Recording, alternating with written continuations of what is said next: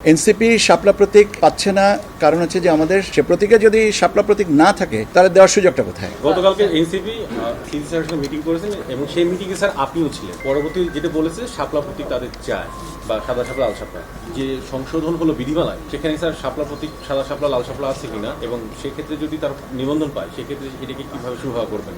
প্রতীকের যে তালিকা, সেই তালিকায় শাপলা প্রতীক নেই। এখন ব্যাপার হচ্ছে যে এটার ওনাদেরকে বিকল্প একটা প্রস্তাব আমাদের কাছে পাঠাতে হবে, সেটার জন্য অপেক্ষা করতে হবে বা সেটার জন্য আমরা জানাবো এবং ওনারা এটাকে জানেন যে এটা নাই। তো এখন নিষ্পত্তিতে হবে দুজনের সম্মতিতে। তো আমরা আশা করছি যে একটা সম্মতি তো ওনাদেরই বলতে হবে।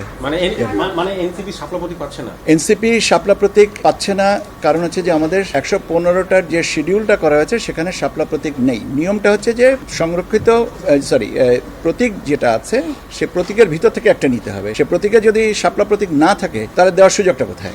বসুন্ধরা টিস্যু, অশুদ্ধতার বিরুদ্ধে এক বিন্দুও ছাড় নয়। একটু গ্যাপ দিয়ে করতে হবে, কারণ হচ্ছে যে ছুটির দিন আছে, পূজার ব্যাপার আছে, এই সমস্ত কাজে আমরা ওই শিডিউলটা করে নিই।